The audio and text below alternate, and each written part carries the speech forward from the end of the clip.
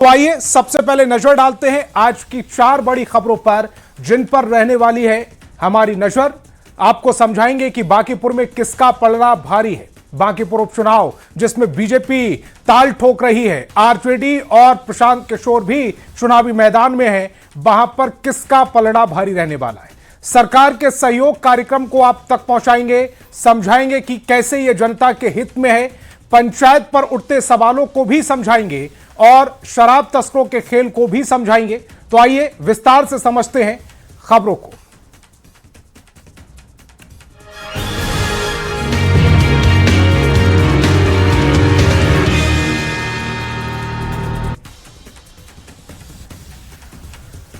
तो बिहार की एकमात्र सीट बांकीपुर के लिए होने जा रहे उपचुनाव के लिए नेताओं ने पूरी ताकत झोंक दी है। बीजेपी की पारंपरिक सीट के लिए पार्टी के राष्ट्रीय अध्यक्ष नितिन नवीन ने आज खुद मोर्चा संभाला।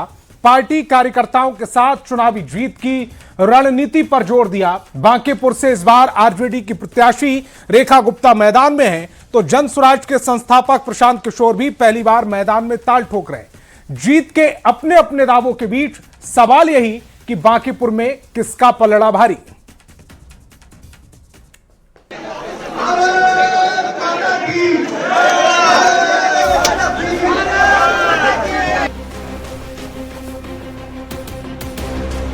बांकीपुर विधानसभा उपचुनाव के लिए नामांकन का दौर खत्म होने के बाद अब सियासी दलों ने पूरी ताकत झोंक दी है। बीजेपी की परंपरागत सीट रही बांकीपुर के प्रत्याशी नीरज कुमार सिन्हा की जीत सुनिश्चित करने के लिए पार्टी के राष्ट्रीय अध्यक्ष नितिन नवीन ने विधानसभा क्षेत्र में रणनीति पर कार्यकर्ताओं के साथ बैठक की, चुनावी तैयारियों की समीक्षा की। बैठक के बाद प्रेस कॉन्फ्रेंस करते हुए नितिन नवीन ने बांकीपुर की जनता से पार्टी प्रत्याशी नीरज कुमार सिन्हा को जिताने की भावुक अपील भी की। मेरा क्षेत्र रहा है, तो क्षेत्र की जनता की अपेक्षा थी कि नितिन नवीन उनके सामने नजर आए। ये बड़ी खुशी है कि भारतीय जनता पार्टी का नेतृत्व ने एक मंडल अध्यक्ष जैसे कार्यकर्ता को मौका दिया है बांकीपुर के जनता के सेवा के लिए। और मैं यही कहूँगा बांकीपुर की जनता के लोगों से कि आपने मुझे एक अपने अनुज के रूप में, भाई के रूप में जो आशीर्वाद दिया है, मेरा छोटा भाई नीरज सिन्हा भी उसी विश्वास और आशीर्वाद के साथ काम करेगा। चुनौती क्या रहेगा?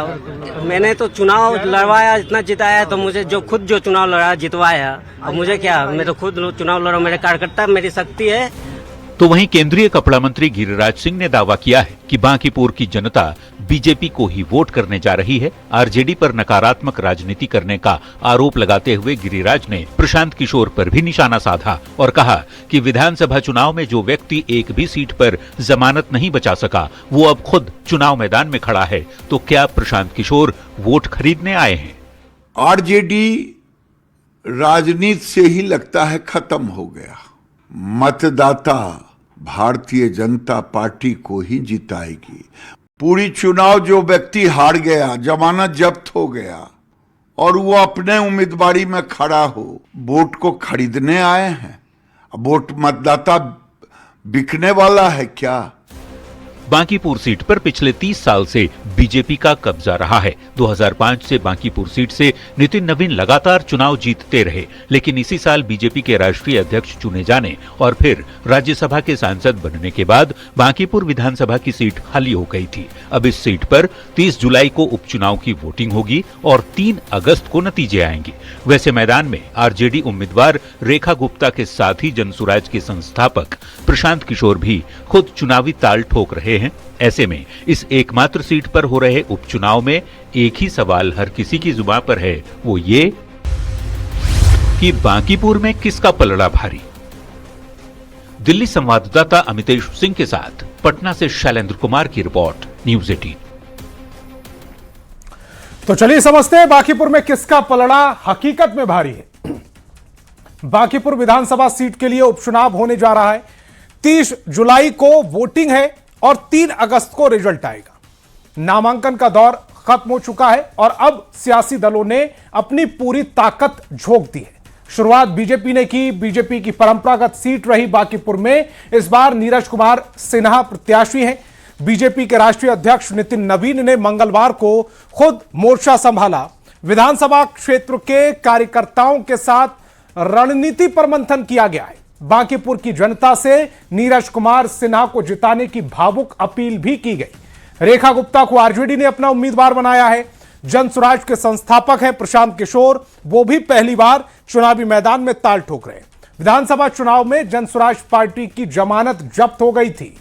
उपचुनाव में सभी अपनी अपनी जीत का फिलहाल तो दावा कर रहे हैं, लेकिन बांकीपुर सीट पर मुकाबला किस कदर करवट बदल सकता है उसको भी समझ लेते हैं। बीजेपी का करीब 30 साल से इस सीट पर कब्जा रहा है। 30 साल से यानी 1995 से। 2006 से लगातार नितिन नवीन यहां से विधायक रहे हैं, यानी कि 20 साल से। बीजेपी के मजबूत किले पर इस बार नीरज कुमार सिन्हा उम्मीदवार हैं। आरजेडी ने इस सीट पर अपने प्रत्याशी रेखा गुप्ता पर दांव खेला है और 2025 का यानी 6-7 महीने पहले जब चुनाव हुआ था तब भी रेखा गुप्ता ही यहां से आरजेडी की प्रत्याशी थी। प्रशांत किशोर ने तब वंदना कुमारी को उम्मीदवार बनाया था, लेकिन इस बार प्रशांत किशोर खुद चुनावी मैदान में उतरे हैं और इस मुकाबले को दिलचस्प बना रहे हैं। बांकीपुर सीट से यह भी समझना होगा आपको कि पहले इस विधानसभा क्षेत्र को पटना पश्चिम सीट के नाम से जाना जाता था। 2008 में परिसीमन हुआ और उसके बाद पटना वेस्ट का नाम बदलकर बांकीपुर कर दिया गया। पिता नवीन किशोर प्रसाद सिन्हा के निधन के बाद 2006 से नितिन नवीन लगातार यहां से एमएलए हैं, विधायक रहे हैं। पटना जिले की बांकीपुर विधानसभा सीट पर करीब 4 लाख वोटर हैं। यहां कायस्थ और वैश्य वर्ग के मतदाताओं का प्रभाव रहा है, इसीलिए बीजेपी ने कायस्थ और जो आरजेडी है उसने वैश्य मतदाता को चुनावी मैदान में उतारा है। 2025 विधानसभा चुनाव में नितिन नवीन करीब 52,000 वोट से जीते थे। बीजेपी इस सीट से 1995 से चुनाव नहीं हारी है। अगली खबर का रुख करेंगे और बिहार में अब जनता की शिकायतों का समाधान सीधे मुख्यमंत्री सम्राट चौधरी के स्तर पर होगा। राज्य स्तरीय सहयोग कार्यक्रम की शुरुआत हो गई है, जहां उन लोगों की शिकायतों पर सुनवाई की जाएगी जिन्हें पंचायत या जिला स्तर पर समाधान नहीं मिला या जो अधिकारियों के फैसलों से संतुष्ट नहीं है। पहले एक रिपोर्ट, फिर खबर समझाएंगे।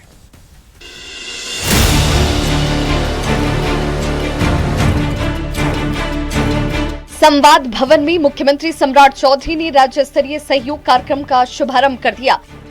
इस पहल के तहत उन्हीं आवेदनों पर सुनवाई की जा रही है जिन्हें पहले पंचायत या जिला स्तर के सहयोग शिविरों में संतोषजनक समाधान नहीं मिल पाया। मुख्यमंत्री खुद चयनित मामलों की समीक्षा कर समाधान सुनिश्चित करने में जुटे हुए हैं। मुख्यमंत्री सम्राट जी के नेतृत्व में एक बहुत बड़ी पहल की शुरुआत की गई है कि जो सहयोग शिविर से जो लोग अपने निर्णय से संतुष्ट नहीं हो पा रहे हैं वो आदरणीय मुख्यमंत्री जी के साथ स्वयं उपस्थित होकर या जिले में वीडियो कॉन्फ्रेंसिंग के माध्यम से जुड़ रहे हैं और त्वरित उनके कार्यों का निष्पादन भी हो रहा है। तो गुड गवर्नेंस की दिशा में एक बहुत बड़ा इनिशिएटिव मुख्यमंत्री जी ने लिया है। मुख्यमंत्री की इस पहल की सभी ने सराहना की है। कार्यक्रम हर महीने के दूसरे मंगलवार को आयोजित किया जाएगा। पहले दिन बड़ी संख्या में विभिन्न जिलों से लोग अपनी शिकायत को लेकर पहुंचे भी। ज्यादातर मामले जमीन विवाद, अधिकारियों के फैसलों से असंतोष और स्थानीय स्तर पर दबंगई से जुड़े नजर आए। समस्या ट्रांसफार्मर लगाने के लिए था सर, इसलिए। अच्छा ये बताइए, आज तो आपकी समस्या दूर हो गया? हाँ सर, समस्या के समाधान। पहले कितना दिन समस्या था? साल भर से दौड़ रहे हैं सर इधर उधर, तो कोई नहीं सुनता था? कोई नहीं सुन रहा था सर। ये सहयोग शिविर के तहत मेरा समस्या का समाधान हो गया। 19 मई से पूरे बिहार में पंचायत स्तर पर सहयोग शिविर चलाए जा रहे हैं। अब तक करीब 5.5 लाख आवेदन प्राप्त हो चुके हैं, जिनमें अधिकांश मामलों का निपटारा भी किया जा चुका है। अब जटिल और लंबित मामलों को राज्य स्तर पर सुना जा रहा है। सम्राट कैबिनेट के मंत्रियों ने मुख्यमंत्री की इस पहल की सराहना करते हुए कहा कि अब जनता की समस्याओं का समाधान सर्वोच्च स्तर पर किया जा रहा है। उनका कहना है कि इससे लोगों का भरोसा और प्रशासनिक जवाबदेही दोनों ही मजबूत होंगे। सहयोग शिविर का आयोजन किया, शुरुआत की। हमारी सरकार सुशासन, न्याय के साथ विकास के बुनियाद पर टिकी है। इसी दिशा में उठाया गया एक कदम है और जनता से अनुरोध करता हूं कि इस कार्यक्रम का, इस शुरुआत का, इस पहल का फायदा उठाएं। सरकार का दावा है कि राज्य स्तरीय सहयोग कार्यक्रम से लंबित शिकायतों का तेजी से निपटारा होगा और आम लोगों को न्याय दिलाने की प्रक्रिया और ज्यादा प्रभावी बनेगी। न्यूज़ 18 के लिए पटना से आनंद अमृतराज की रिपोर्ट। तो सरकार का सहयोग कार्यक्रम क्या है, चलिए इस खबर को भी समझते हैं। बिहार में अब जनता की शिकायतों का समाधान सीधे मुख्यमंत्री के स्तर पर होगा। सीएम सम्राट चौधरी ने 14 जुलाई को राज्य स्तरीय सहयोग कार्यक्रम की शुरुआत की। पंचायत या जिला स्तर पर समाधान नहीं मिलने पर ऐसे लोगों की शिकायतों पर सुनवाई होगी। मुख्यमंत्री खुद चयनित मामलों की समीक्षा कर समाधान सुनिश्चित करेंगे। सरकार का मकसद आम लोगों को तुरंत न्याय दिलाना है। सहयोग कार्यक्रम में किन किन शिकायतों की सुनवाई होगी उसको भी समझिए। जमीन विवाद, अधिकारियों के फैसलों से अगर आप असंतुष्ट हैं और स्थानीय स्तर पर दबंगई से जुड़े अगर मामले आ रहे हैं तो 19 जुलाई से पूरे प्रदेश में पंचायत स्तर पर सहयोग शिविर चलाए जा रहे हैं। अब तक करीब 5.5 लाख आवेदन प्राप्त हो चुके हैं। अधिकांश मामलों का निपटारा भी किया जा चुका है। जटिल और लंबित मामलों को अब सहयोग कार्यक्रम में सीएम सुन रहे हैं, सम्राट चौधरी सुन रहे हैं। जनता की समस्याओं का समाधान सर्वोच्च प्राथमिकता है, यह मुख्यमंत्री सम्राट चौधरी का कहना है। लोगों का भरोसा और प्रशासनिक जवाबदेही दोनों की मजबूती का लक्ष्य सरकार ने रखा हुआ है। अब ऐसी खबर जो आपको हैरान कर देगी। सेक्स रैकेट के खिलाफ आवाज बुलंद करने वाले बंटी यादव की हत्या के बाद का पुलिस एक्शन लगातार जारी है।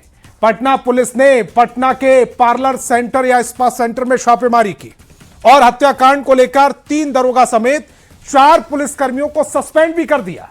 पुलिस ने बंटी यादव हत्याकांड में 5 आरोपियों को गिरफ्तार किया है। पहले एक रिपोर्ट, फिर इस खबर के मायने समझाएंगे। बंटी यादव की हत्या के बाद जागी पुलिस। सेक्स रैकेट के खिलाफ पुलिस का एक्शन। बंटी यादव हत्याकांड में बड़ा एक्शन। 3 दारोगा सहित 4 पुलिसकर्मी सस्पेंड। सेक्स रैकेट का विरोध करने वाले बंटी यादव की हत्या के 7 दिन बाद आखिर पटना पुलिस जागी गई। बंटी ने पटना के पार्लर में फल फूल रहे जिस्म के धंधे के खिलाफ आवाज बुलंद किया तो उसे अपनी जान गंवानी पड़ी।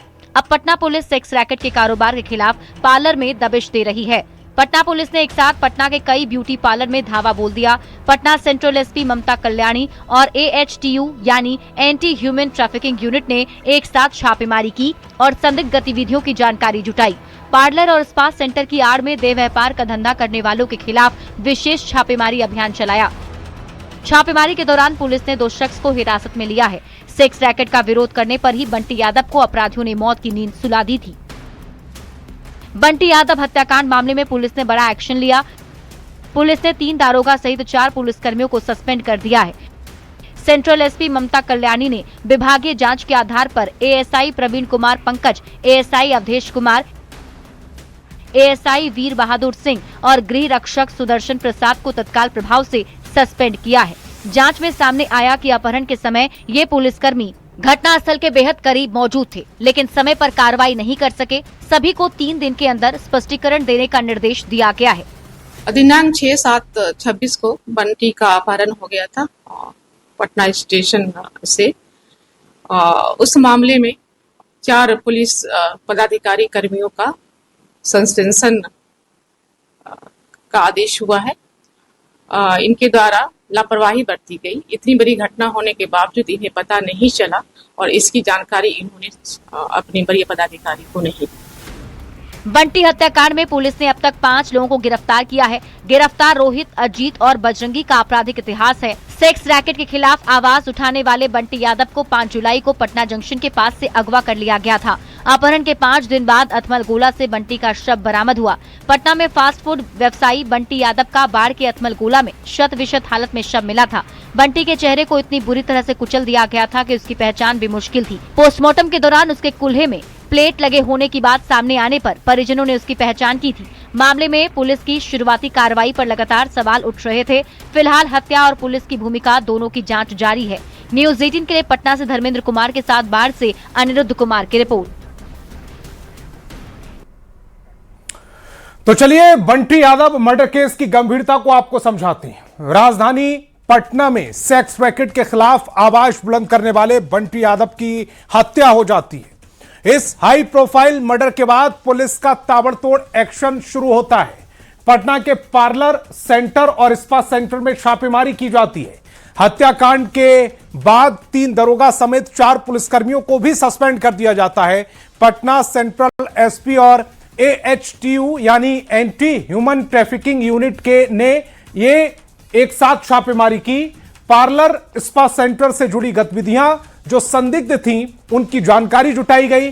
स्पा सेंटर की आड़ में देह व्यापार का धंधा करने वालों के खिलाफ विशेष छापेमारी अभियान फिलहाल भी जारी है। बंटी यादव केस में कार्रवाई क्या क्या हुई और कब कब कार्रवाई हुई, उसको भी समझ लीजिए। ASI Praveen Kumar Pankaj, ASI Awadhesh Kumar, ASI Veer Bahadur Singh और गृह रक्षक सुदर्शन प्रसाद को सस्पेंड कर दिया गया है। जांच में सामने आया कि अपहरण के समय यह पुलिसकर्मी घटनास्थल के करीब मौजूद थे। इस पुलिसकर्मी की मौजूदगी के बावजूद समय पर कार्रवाई नहीं हुई। सभी को 3 दिन के अंदर स्पष्टीकरण देने के निर्देश भी दिए गए हैं। बंटी हत्याकांड में अब तक एक्शन क्या क्या हुआ है, समझ लीजिए। पुलिस ने 5 लोगों को गिरफ्तार किया। सेक्स रैकेट का विरोध करने पर ही बंटी की हत्या हुई। किडनैप करने के बाद बंटी की हत्या कर दी गई। यादव जो बंटी यादव है, उसकी हत्या के कई दिन बाद बंटी यादव का शव मिला। पुलिस ने रोहित, अजीत और बजरंगी नाम के शख्स को अरेस्ट किया। अजीत कुमार का आपराधिक इतिहास भी रहा है। आरोपियों से पुलिस बेहद सख्ती के साथ पूछताछ भी कर रही है। और अब एक ऐसी खबर जो पंचायत की पवित्रता पर गंभीर सवाल खड़े कर रही है। पंचायत, पवित्रता और सवाल। झारखंड के गुमला से जो खबर सामने आई, उसने प्रशासन से लेकर सियासी महकमे तक को हरकत में ला दिया है। क्योंकि 3 साल की मासूम से दुष्कर्म के बाद पंचायत बुलाकर मामले को सलटाने का यानी कि सुलझाने का मामला तूल पकड़ता जा रहा है। न्यूज 18 की ओर से मामले को प्रमुखता से उठाए जाने के बाद डीसी के निर्देश पर जांच टीम गठित की जाती है, जिसमें गांवों में जाकर पूरे मामले की जांच का जिम्मा सौंपा गया। आरोप है कि मामला दबाने के लिए पंचायत बैठाई गई। आरोपी पर 1 लाख का जुर्माना लगा दिया गया और 20,000 खर्चे कर शराब और मांस पार्टी भी की गई। जांच टीम पूरे मामले की जांच करेगी। इधर सीडब्ल्यूसी ने पूरे मामले पर संज्ञान लिया और पीड़ित की मां से पूरे मामले पर पूछताछ की। पुलिस ने कार्रवाई करते हुए आरोपी को पूछताछ के बाद न्यायिक हिरासत में भेज दिया है।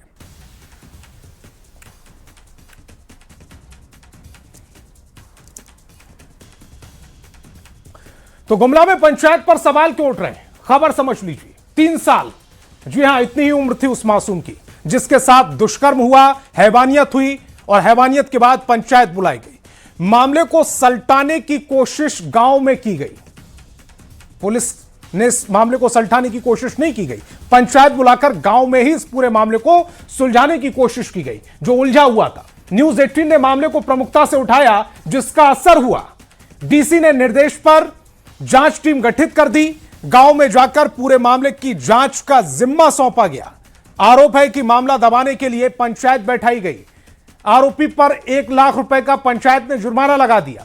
20,000 तुरंत ले लिए गए और उस 20,000 का क्या हुआ, शराब पी गई, मांस पार्टी कर ली गई। 3 साल की मासूम के साथ दुष्कर्म के बाद 1 लाख का जुर्माना, 20,000 तुरंत पंचायत ने लिए, मांस खाया, शराब पी, यह सब घिनौना काम हुआ।